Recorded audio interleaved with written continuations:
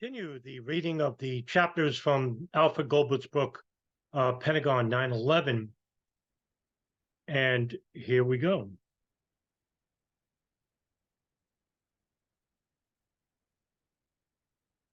It took about an hour for the formal ICS structure to become fully operational at all levels. Communication between arriving first responders was difficult. The radio channels were so overwhelmed that some found them almost useless.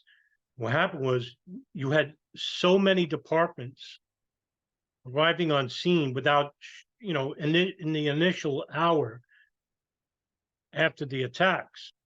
You had Arlington Fire Department, you had Fort Myer Fire Department, Reagan International Airport Fire Department, Urban Search and Rescue from Montgomery, Fairfax counties, the District of Columbia Fire Department, Virginia Medical Technicians, Fairfax and Montgomery County Search and Rescue, Fort Belvoir Transportation Development, Fort Belvoir Fire Department. I mean, there was agencies galore coming all at once.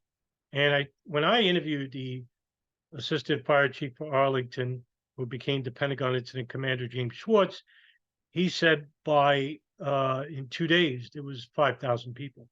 And so what happened was they only allowed people that worked in the county because you had even people from out of state coming on the scene in the 2 days after the attacks.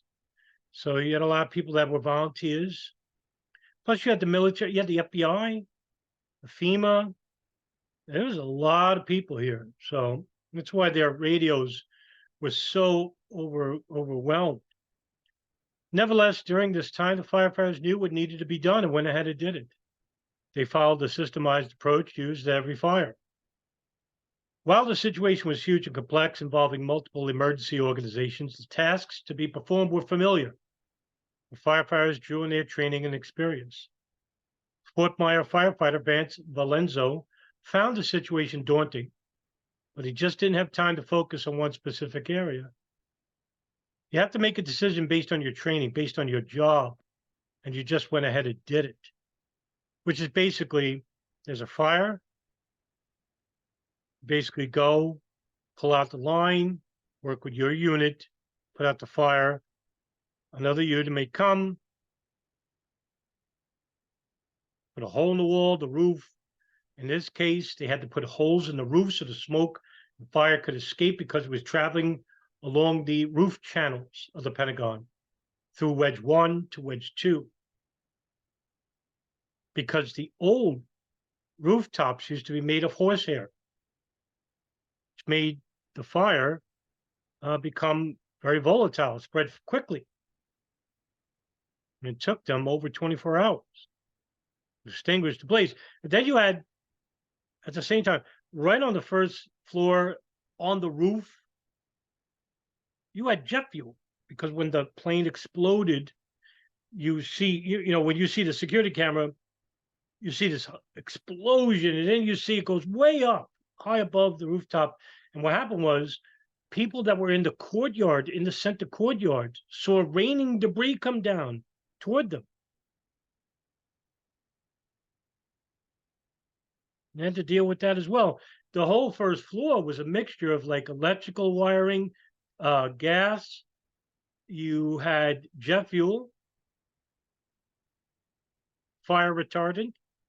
It was a bad mixture. And you had people that had to wear biohazard suits to get in there, put out the blaze, and then afterwards, search and rescue goes in, and they have to identify human remains, plane debris, and they had special colored flags to do that. When I interviewed James Schwartz, I asked him about that because I read that in Patrick Reed's book, Firefighting. It's the best book on the Pentagon in the world regarding what happened at the Pentagon 9/11. And he said, yes, that is true. We had to color code what the FBI or the National Transportation Safety Board, FEMA, the FBI took over because what happened on 9/11 was air piracy. So with regular plane crashes, where there's an accident, the NTSB takes over. When a crime happens, like air piracy is what happens on 9/11. The FBI takes them, and so they had to disseminate what were human remains, what was plane debris, regular debris, Pentagon debris was taken away, put in one side. Plane debris was taken out front or put in the middle, A&E Drive, where there was an exit hole, and they put the plane debris on one area, debris on another area of the ring. So there were so many decisions to be made, and not one decision you made was wrong because there was so much needed to be done. You just reacted to your job. Several firefighters who described the early situation as one of the most organized or controlled chaos noted that initially the command structure was as shocked as everyone else. Of course, it's unprecedented what happened on 9/11. We had an intentional plane crash. Not only just one, we had 4. Never happened before. And it happened at the most obvious buildings in the world, the World Trade Center, Pentagon. Because saving lives is paramount in all catastrophic incidents. Some of the first responders entered the building immediately to look for survivors and to reconnoiter the scene so that tactical decisions could be made. Arlington crews entered the building from south, parking through Corridor 3, and began to assess conditions on all floors and to direct workers to leave. As they advanced toward the impact point, they encountered heavy smoke. That's where the impact is. Firefighters from Reagan National, Fort Myer, and Arlington did the same from the heliport side via Corridor 5. Vance Valenzo's group searched through offices on the second floor, finding debris everywhere. Black smoke was so thick that Valenzo could not see his hand in front of his face. Firefighters went as near the blast zone as possible before a hole in the floor stopped further progress. They found no one dead or alive. Initial search and rescue missions were exceedingly dangerous. The firefighters did not know how far the fire had spread, nor to what degree the building's structural integrity was compromised. Furthermore, the plane might have carried chemical agents or secondary explosives. The ruined interior that reminded Roger Reardon of a movie set was all too real as he and his colleague crawled through dangling lights, loose electrical wires, falling ceiling tiles, and concrete. It was an experience he never wanted to repeat. Additional responders from Reagan National, Fort Myer, Arlington, the district, and elsewhere continued to arrive during the confused first hour after the attack, although traffic congestion and crowds near the building slowed them. Some had been in classes or training, others had been off duty. Reagan National's Battalion Chief Walter Hood Jr., Captain Robert Mort, and firefighters Michael Murphy and Greg Long had been attending the counterterrorism class at the DC Fire Academy. The police provided an escort, clearing the way so that they arrived around 10 a.m. Hood checked into the command post and was given charge on the heliport side of several firefighting companies from surrounding jurisdictions. They searched as much of the E-ring as they could, but calls to vacate the building interrupted them. Captain Charles Howes and Michael Murphy from Reagan National joined the rescue group that entered Corridor 5 and the E-ring to search for survivors. Firefighters searched room to room, using axes, crowbar-like tools, sledgehammers, and a hydraulic device to pry doors open. They encountered damaged and destroyed office areas with tables and equipment thrown about and everything on fire or falling down. Firefighters used a thermal energy infrared camera to look for bodies indicated by heat signature. Through the smoke and darkness, they found no one alive. At least 3 times during the day, they were forced to leave the building because of evacuation triggered by the E-ring collapse and 2 reports of incoming planes. And what happened was the FAA was late to the party, so to speak. And while 11 and 175 crashed into the World Trade Center, FAA still thought these planes were in the air. So they're like, hey, we got planes around the Northeast section. You got NORAD basically scrambling from their exercises, and they didn't stop their exercises until after the attacks took place. It's not a conspiracy. That's what actually happened. There was a lot of confusion And there was a heck of a lot of misinformation and a lot of hectic uh, and less experienced people in charge on that day, including uh, the defense, the defense, air defense, as well, because Eberhard wasn't around. Ralph Eberhard, Major General Ralph Eberhard, commander at NORAD. Larry Arnold, Lieutenant General Larry Arnold, he wasn't around either. FAA basically didn't have anybody in the room when they were, when 175 was hijacked, before it even South Tower. United Airlines basically took it upon themselves to ground all airplanes after 175 crashed into the South Tower. CEO Gerald Arpey, a hero, basically. Even before Norman Mineta was the transportation security director, Gerald Arpey grounded all United Airlines flights to be grounded, not to be taken, saved lives. Because now we look back and notice that, hey, wait a minute, there were going to be more flights, and we take it over. United Airlines Flight 23. TMZ just did an expose on it. I did a podcast episode 2 years prior to that expose. Some of us even reported on the additional hijacking flights. Thank you, DJ Tomatedny. So there were a few of us, that tried to tell people in history that, there wasn't just 19 hijacked, it was more. But who the hell were they? Well, the State Department, led by INS and the FBI, deported them before we even got to interview them. Despite their strenuous efforts, emergency personnel made fewer rescues near the blast site than might have been anticipated. Indeed, most rescues occurred immediately after impact, before emergency assistance arrived. Chief Schwartz later acknowledged that military and civilian personnel saved far more lives in those first few minutes than we saved at any time. When the Fort Myer units first pulled up to the impact site about 9:42, 6 minutes after impact, rescues were still grabbing some people out of the building, but shortly after the rescues from the E-ring seemed to stop, Reagan National units arriving only moments later assisted a few survivors staggering around, trying to find a way out the building. Defina noticed that very few survivors came out from near the impact site. Gibbs, also on scene in the first few minutes, saw no victims come out near the blast zone. It became clear to the firefighters early on that there would be no more survivors from the impact area.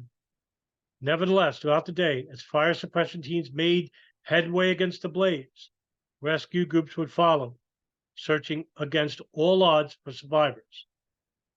In the first minutes, while some firefighters searched near the impact site, others set up the fire suppression equipment as rapidly as possible, with the immediate imperative to suppress the external fires caused by the spewed jet fuel that saturated whatever laid its path.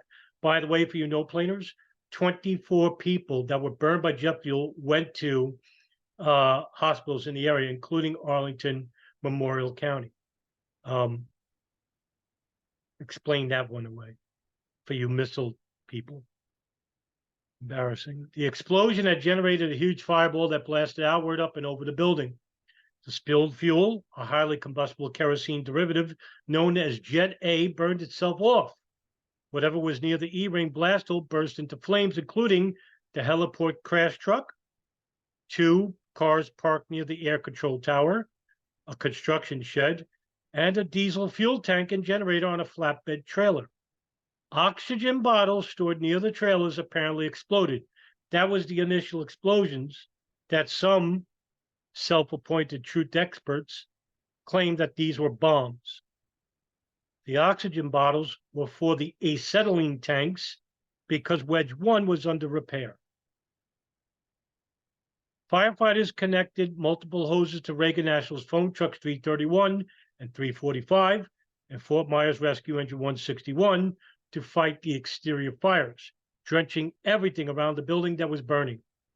Defina and his Reagan National firefighters attacked the visible E-ring fire from the outside. They sprayed the foam and water mixture into the hole where the plane had hit. When they ran out of foam, they had to switch to water.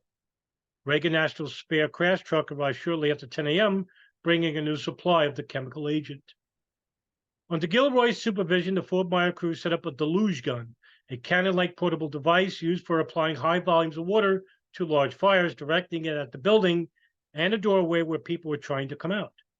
Also known as deck gun or master stream, it required several firefighters to operate it. Crews began to lay water supply hoses into the building and attack the fire with hand lines, switching nozzles where necessary to adjust the pressure and reach of the spray. Smith, commander of the A&E division, directed fire suppression efforts from the center court. When he drove his command vehicle in there and took charge, he saw hordes of people everywhere fleeing the building.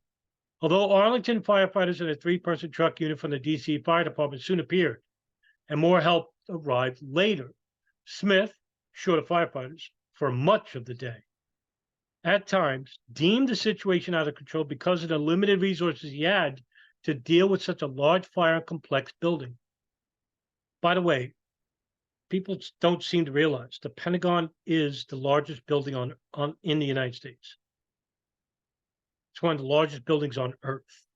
He talks of mass. I forgot how many miles it is. It is a huge complex. He did not know that, because you had people on the other side of the building that had no idea what happened. Unlike a building like the World Trade Center, you knew what happened. If you weren't on the east side of the building where the plane had impacted, and you're on the west side, you felt the building sway and you heard the explosion or saw the fireball. Pentagon, you won't even know what happened. He did not know that a plane had hit the building until later he saw aircraft fragments into the building. To Smith, the center court seemed like a separate world, a sentiment echoed by others. Gilroy similarly observed that the heliport site became a small world to those working there. According to Schwartz, the unrelieved and generally unrecognized center court operation constituted a significant portion of the overall suppression effort. And that is the end of this part of the chapter. And, just to also add, you had, I think at one point, 40 different agencies on site here and volunteers coming in the days after. So, it was, this is the reason why they had badges for the people. If you weren't military at the Pentagon, if you weren't search and rescue, if you weren't from the counties, Arlington County, you could not enter the premise. And so we will end this part of the video and see you in the next chapter. Guys, have a good day.